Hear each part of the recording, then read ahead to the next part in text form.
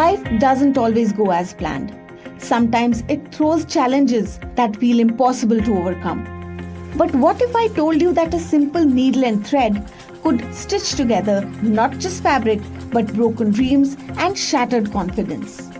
Today we bring you a story of second chances, of women who restarted life through Usha Silai schools. Usha Silai schools are more than just sewing classes. They are safe spaces for women who have faced unimaginable hardships.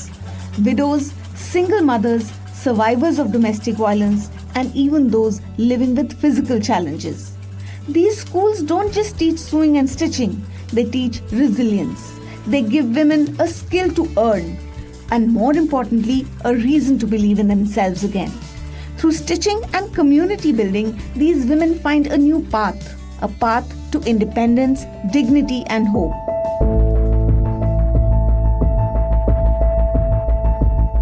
And among these inspiring stories is one that truly stands out. The story of Marifat from Nauhatta, Srinagar. Marifat once lived a life of comfort, but in 2023, everything changed. Her husband passed away suddenly, leaving her widowed and vulnerable. Instead of support, she faced abandonment. Her in-laws turned away and she was left alone to care for her 2 children. मेरे husband के death के बाद जब मेरे ससुराल वालों ने निकाल दिया तो उन्होंने 2 बच्चों के साथ मुझे मायके में फेंक दिया। जो उधर प्रॉपर्टी कुछ था, कुछ ही नहीं दिया उन्होंने, मेरे मायके में छोड़ दिया। फिर उसके बाद मैंने सोचा 2 बच्चे, मेरे 15 महीने का बेटा था, 4.5 साल की बेटी थी उस टाइम। तो फिर मैंने सोचा मैं करूँगी क्या इनका, दिमाग काम नहीं कर रहा था। तो इतने खर्चे मेरे घर वाले भी कैसे उठाएंगे, मेरे बड़े भाई की भी शादी है, उसकी भी फैमिली है, तो इतना सारा कैसे मैनेज होगा। मेरे हस्बैंड करते थे कलकत्ता में कश्मीर आर्ट के साथ, तो उनकी उधर ही दिल्ली एयरपोर्ट पे डेथ हो गई। ऊपर से मेरी बेटी को आज तक पता ही नहीं उसका फादर है नहीं। उसको यही दिमाग है कि मेरा बाबा उधर है, वो उधर से पैसे भेजता है, मेरी माँ खर्चा करती है। Imagine the weight of that moment. Dreams shattered, responsibilities doubled, and the crushing question, how will I survive? For months, Marifat struggled emotionally and financially, yet she refused to give up. And then a neighbor introduced her to the Usha Silai School program. At first, she hesitated. Could stitching really change her life? Could she start over? But she took a leap of faith, chose courage over despair and hope over fear. Marifat went ahead and joined the 9-day residential training, and what she found was more than just sewing skills. She found a community of women who understood her pain, who shared her struggles, and who believed in her strength. फिर मेरी एक जान पहचान ही है, next door neighbour है वो मेरे मायके में, तो उनके साथ रिलेशन बहुत अच्छी है। तो फिर उन्होंने मुझे बोला कि एक जगह है, उधर जाओगी, थोड़ा अपना मेंटल सेट करोगी, थोड़ा मिलोगी लोगों से, थोड़ा उनसे बातचीत करोगी, जानोगी कि क्या है, ऐसे कमरे में बंद मत बैठो। उधर कुछ करना नहीं, उधर वो आपको ट्रेनिंग देंगे, आपको मशीन प्रोवाइड करेंगे। तो दिमाग में था कि कुछ ना कुछ तो करना है, लेकिन ये नहीं था कि सिलाई करनी है। ये दिमाग में मेरे बिल्कुल नहीं था, ये दिमाग से स्किप था, क्योंकि मैंने डबल MA किया हुआ था। तो मैं सोच रही थी कहीं नौकरी मिल जाती तो मैं वो करती। हमारे यहाँ यूनिवर्सिटी ऑफ कश्मीर चलाता है, सोशल वर्क डिपार्टमेंट उषा के साथ चलाता है, तो वो उन्हीं के थ्रू मैं उधर गई। फिर मैं उधर मिली टीचर से, और फिर उन्होंने हमें 9 डेज़ की ट्रेनिंग दी, उसमें हमें मशीन प्रोवाइड की। तो फिर जब मैं 4 लोगों से मिली तो दिमाग थोड़ा सा खुल गया कि नहीं, बहुत सी परेशानियां हैं, बहुत ज़िंदगी अब क्रूशल जाएगी, हार्ड जाएगी ज़िंदगी, लेकिन फिर भी चलना तो है। Slowly, Marifat began to rediscover herself. She learned to stitch, to design, and to dream again. Today, she runs her own boutique near Jamia Masjid in Srinagar. She earns between rupees 8,000 to 15,000 a month, enough to support her children and rebuild her life with dignity. Her boutique isn't just a shop, it's a symbol of resilience. Every stitch tells a story of courage. Every garment carries hope. मैं चाहती हूँ कि जो मुझे लोगों से help मिली कि मैं उस काबिल बनूँ कि लोगों को रिटर्न कर सकूँ। किसी को कभी ज़रूरत हो तो मैं पहले रिटर्न कर सकूँ क्योंकि मैं वहाँ खड़ी थी कि मुझे यकीन नहीं था कोई मुझे हेल्प करेगा। तो मैं भी चाहती हूँ कि मेरी वजह से भी बहुत सारे लोगों को हेल्प मिले। ये नहीं कि मुझे मिला तो मैं बस समेट के रखूँ। नहीं, मैं अपने आप को उधर देखना चाहती हूँ कि 10-20 लोगों को मैं भी हेल्प कर सकूँ कि वो भी मेरी वजह से चले। Marifat's story is just one among thousands. Usha Silai schools are creating ripples of change across India, empowering women who were once marginalized, giving them equal opportunities and empowering them to convert struggles into strength. एक जो वो independence बोलते हैं जिसको हम, वो आ गई। किसी से मांगना नहीं है, खुद कमाना है। एक अपने लिए सेल्फ रेस्पेक्ट आ गया कि नहीं, मैं भी कुछ कर सकती हूँ, मैं भी 4 लोगों को काम दे सकती हूँ, मैं खुद भी कमा सकती हूँ, अपने बच्चों को पाल सकती हूँ। खुद के लिए एक नई पहचान आ गई, मतलब कि नहीं, मुझे बच्चों के लिए जीना है। वो जो मैं खोई खोई सी रहती थी, अब मैं वो नहीं रहती हूँ। वो पता नहीं, वो नई ज़िंदगी के 9 दिन नहीं बोल सकता, आपसे कोई नहीं ले सकता। मेरी ज़िंदगी में वही सच में ही चेंज आ गई। एक सेल्फ रेस्पेक्ट आ गया अपने लिए। There are many Usha Silai School women who have rebuilt their lives after having faced many hardships and personal challenges like loss, abuse, social discrimination, and even physical disability. Through continuous support, these women are not just earning their own livelihood, but have been able to get a renewed sense of self-worth as well as identity. They've also got a new perspective now, and they don't see themselves as victims, but as change makers as well as role models. This empowerment and courage has created a ripple effect among other women in the community who now want to step out of their own restrictions and want to get into self-reliance. And this wave of empowerment reaches far beyond Srinagar. In Kalukheri, a small village just 3 kilometers from Ujjain city in Madhya Pradesh, lives 37-year-old Jyoti, a woman whose life is a testament to resilience and renewal. Married as a child, she was thrust into motherhood before she understood life. 4 years she lived locked behind doors, silenced, controlled, and crushed under a husband's addiction and violence. 14 years went by in fear and survival, until one day she realized the truth. Staying was destroying her, and walking away was the only way to save her dignity, her future, and herself. 14 साल की उम्र में मेरी शादी हो गई थी। उसके बाद मेरे 15 साल की उम्र में बेटी हो गई थी। उसके बाद फिर एक बेटा हुआ वापस से 16 साल की होने ही जब 2004 में। फिर 2005 में एक और छोटा बेटा हो गया जब मैं 17-18 साल की हुई थी। जब थोड़ा मेरे हस्बैंड का बर्ताव बढ़ता चला गया, दारू पीना, मार पीट करना, इससे बात नहीं करना, उससे बात नहीं करना, ऐसे धीरे धीरे करके 14 साल तक निकाला। अब धीरे धीरे अक्ल आती गई कि अभी अपन पे अत्याचार हो रहा है बहुत ज़्यादा, तो मुझसे सहन नहीं हुआ। मतलब मकान वगैरह घर के सब थे तो सब मिटा दिए, दारू में सब बर्बाद कर दिया, कुछ भी नहीं बचा उसमें।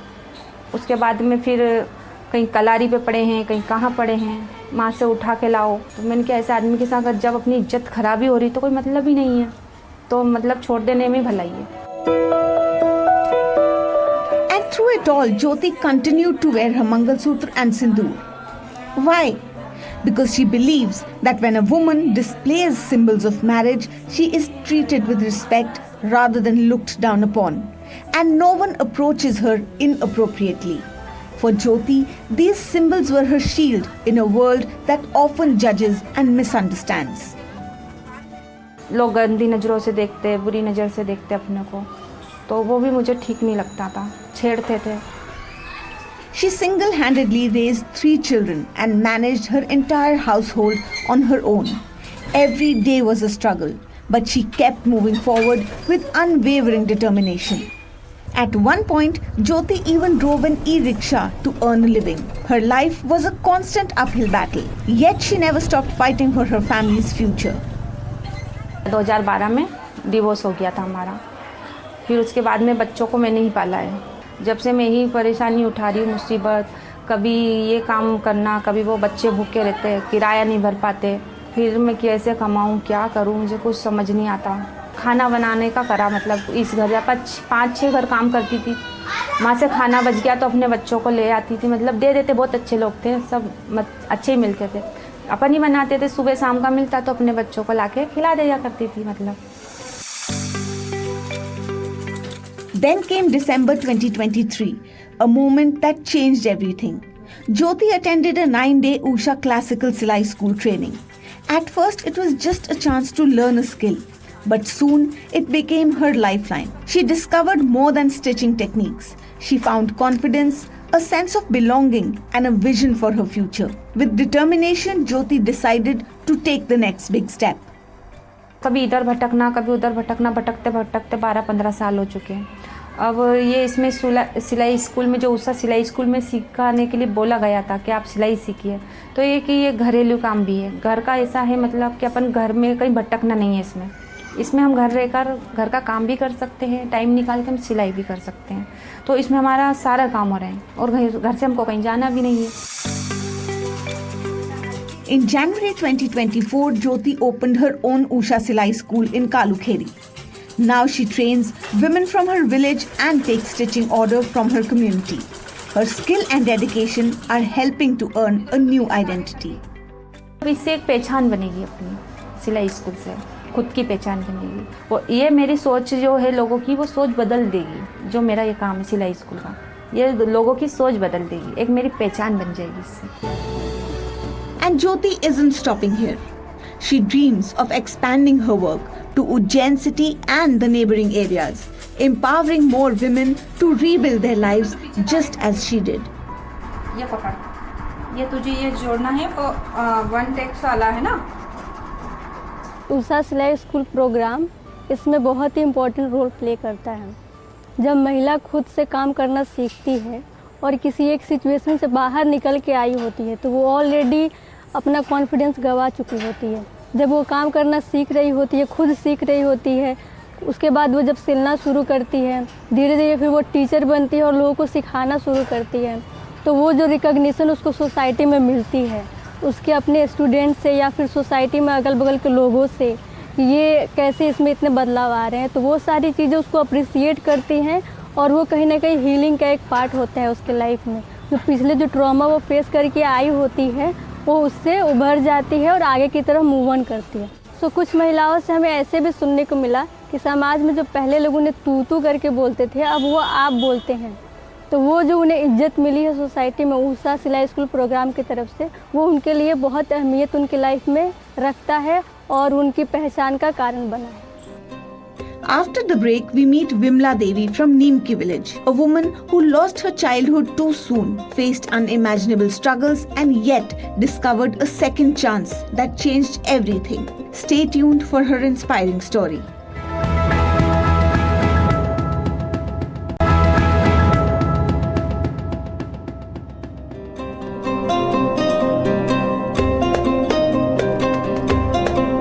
From the challenges faced by women in Srinagar and Ujjain, we now turn to Rajasthan's Sikar district. In Neemki village, 35-year-old Vimla Devi has turned every hardship into a steady path forward. Married young, widowed with 2 children and facing family pressures, she joined Usha Silai School in 2021. Today she runs a tailoring business, trains local women and supports her family's education, all through skills that gave her a fresh start. Vimla's story begins in childhood when family finances led to an early marriage. At just 10 years old, she left school and took on household responsibilities, putting her studies on hold. 10 साल की उम्र में बड़ी बहन के साथ हमारी शादी हो गई तो दूसरे घर जाना पड़ा। ससुराल जाने के बाद में मैं घर के काम में बिजी रहने लगी तो मैं पढ़ नहीं पाई, मेरा सपना अधूरा रह गया। Years passed and tragedy hit when her husband died in an accident. Left alone with a young son and a daughter, Vimla worried about their future amid rejection from her in-laws and struggles at her parents' home. मेरे दिमाग में ऐसा डर था, मैं क्या करूं। छोटी उम्र में हमारा पति एक्सपायर होने के बाद तो छोटे छोटे तो 2 बच्चे थे, एक लड़की और एक लड़का। तो लड़का 4th क्लास में था और लड़की 8वीं क्लास में थी। तो मैं ऐसे सोची कैसे पढ़ाऊँ, कैसे लिखाऊँ, कैसे आगे बढ़ाऊँ। मैं बेरोजगार थी, तो मैं ये से सोची मैं क्या करूँ। तो मेरे ससुराल वालों भी मुझे तंग करने लगा और घर से बाहर निकाल दिया। फिर मेरे पियर चली गई, तो मेरे पियर वाला ने सपोर्ट किया, मेरे भाइयों ने और मेरे पिताजी ने, मेरी माताजी ने, उन्होंने को सपोर्ट किया। तो फिर मैं कुछ खेतों में काम करने लगी, ध्यान की मजदूरी करती थी। With family support but continuous pestering, Vimla worked on farm labor jobs to provide for her children. A turning point came through a local Anganwadi meeting where she first learned about Usha Silai School's training program. In 2021, despite family doubts about the value of sewing or leaving home, Vimla convinced them and attended the 9-day training in Reengas. It was her first time away from the village, where she learned machine operation and basic stitching from supportive trainers. उन्होंने सभी को देखी, महिला को ये सोची भाई हाँ यहाँ पे तो मशीन तो मिलेगी या रोजगार करने आए तो हम भी करेंगे। फिर मैं देखी, मेरे को बहुत अच्छा लगा। धीरे धीरे फिर मैं सिलाई सीखने लगी। मेरे को मशीन भी चलाने नहीं आती, फिर मैं मशीन चलाने सीखी, सिलाई सीखने लगी। ये Shyam ji sir, Mohan ji sir, Vijay ji sir, Dharmendra ji sir, संतोष में मेरे को बहुत अच्छे लगे। फिर मैं अच्छा खाना खिलाया, अच्छा खेल कूद करवाया। पहली बार गई थी मैं, तो मैंने बहुत अच्छा लगा। मेरे को मशीन मिली वहाँ पे और सर्टिफिकेट मिला, और मैं घर पे आई थी।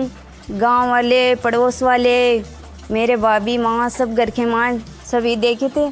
तो ऐसे सोची वो आपने तो मशीन लेके आई हो, जो जिद करी वो पूरी कर लेनी। Returning with her machine and certificate, Vimla started taking local orders and soon earned rupees 8,000 to 10,000 a month. She began teaching women in her village. In 2022, she remarried tailor Mewaram, and together they run a business in their village, sharing tasks and designs. Vimla's income now covers private schooling of her daughter, who was preparing for medical exams in Sikar, and her son is in the 12th grade. The community respects her shift from laborer to tailor, and she advises women against early marriage during her classes. घर पे आके सिलाई करने लगी, फिर मेरे साथ महिला जुड़ने लगी धीरे धीरे। फिर नए डिजाइन के कपड़े बना के देती और वैसे बोलती मेरे को भी सिलाई सिखा दो। तो मैं उन्हों को भी सिलाई सिखाने लगी और मेरा अच्छा काम चल रहा है। और मैं मेरे बच्चों को भी पढ़ाई लिखाई। पहले तो सरकारी में पढ़ता था, फिर मैं प्राइवेट में पढ़ाई। हमारी कोई इज्जत ही नहीं थी, तो मशीन के बाद में, सिलाई करने के बाद में मेरी इतनी इज्जत हो गई। तो हमारे पास नई मैडमा, लेडीज़ सब आती थी हमारे पास, तो मेरे को ऐसे बोलती, आप तो ध्यान की मजदूरी करती थी और आप सिलाई करने लगी, आप तो टेलर बन गई। उस सिलाई का बहुत बहुत शुक्रिया। तो मैंने ये इतनी आगे पहुँचाई। जो भी महिला है तो हमारे पास सिलाई सीखने आती है, तो मैं उनको ऐसे बोलती हूँ, आपकी बेटी की छोटी उम्र में कभी शादी नहीं करना चाहिए, क्योंकि मेरी शादी हो गई तो फिर मेरे पछतावा हो रहा है। प्रोग्राम सिर्फ सिलाई सिखाने का प्रोग्राम नहीं है, वो पूरा माइंडसेट चेंज करने का प्रोग्राम है। क्योंकि जब वो 9 डेज या 7 डेज, पहले हम 7 डेज करते थे, अब 9 डेज, जब 9 दिन की जब वो ट्रेनिंग में आती है, वो रेजिडेंशियल ट्रेनिंग है उनके लिए। वो वहाँ रहेगी, वहाँ खेलेगी और महिलाओं के साथ करेगी। यानी जीवन में जो उन्होंने नहीं किया, उनके सपने कहीं न कहीं पीछे छूट गए, तो कहीं न कहीं वो पीछे रह गया है, वो प्रोग्राम उसमें इनबिल्ट करता है, मिलाता है। इसलिए वो महिलाएं सिर्फ सिलाई करना नहीं सीखती है, वो इंटरप्राइजेस बनने का पूरा प्रोसेस से गुजरती है। वो लाइफ स्किल के सेशंस लेती हैं। जो महिला उस प्रशिक्षण में आ रही है वो एंटरप्रेन्योर बन रही है, वो इंटरप्राइज सेटअप करने के प्रोसेस में है। 2011 से हम ये पूरा प्रोग्राम प्रैक्टिस पे है। हम लोगों ने एक छोटा मॉडल बनाया, उस मॉडल को हमने समाज में प्रैक्टिस के साथ साथ सीखा। तो इन जैसी हमारा एक तो पूरा क्राइटेरिया बना हुआ है कि कौन सी महिला होगी जो इस प्रोग्राम की पार्ट होगी। जैसे उसकी क्या एज होनी चाहिए, वो किस सामाजिक और आर्थिक बैकग्राउंड से आएगी, जो सबसे अंतिम छोर पे है, सामाजिक और आर्थिक रूप से सबसे कमज़ोर है, वो इस प्रोग्राम की पार्ट है। उसके साथ साथ उसके कुछ और कंपोनेंट है कि वो उस गांव की वो उस गांव की बहू है कि नहीं है, क्योंकि बहू होगी तो पूरे प्रोसेस को चलाएगी पूरे। तो वहाँ तक पहुँचना ये एक पूरा प्रक्रिया का हिस्सा है। तो जब विमला का सिलेक्शन हम करने गए तो हमने गांव के बहुत सारे लोगों से पूछा, बहुत सारे लोगों से पूछते आंगनवाड़ी के लोगों से पूछते, और फिर विमला का नहीं आना, विमला भी कुछ कह रही थी, भाई और भाभी नहीं मान रहे थे, नहीं भेजेंगे, फिर भी हमने ट्राई किया। ऐसे हर केस में होता है, यानी एक एक महिला का सिलेक्शन इतने कमाल से किया जाता है कि उसमें वो फिट है कि नहीं। अगर वो फिट नहीं होगी, आज अगर हमने सिलेक्शन में ऊपर नीचे कर दिया है तो मान के चलिए कि वो इम्पैक्ट सिलाई स्कूल पे आने वाला है। वो सिलाई स्कूल या तो चलेगी नहीं तो फिर हमारे लिए बहुत बड़े स्ट्रगल हो। तो वो सिलेक्शन प्रोसेस इतना स्ट्रॉन्ग है कि विमला जैसी बहनों के पास पहुंचना ही पड़ेगा उस पूरे प्रोसेस में। Vimla's progress from daily labor to a respected entrepreneur shows how Usha Silai schools create real change. Like the women from earlier stories, her experience proves that targeted training and support can open doors to income, family stability, and community roles for those ready for a second chance. It's not just about earning money, it's about regaining confidence, reclaiming identity, and rewriting the narrative of life. And sometimes all it takes is a needle, a thread, and a second chance. So the next time you see a piece of beautifully stitched fabric, remember, it might carry the story of a woman who stitched her way back to hope.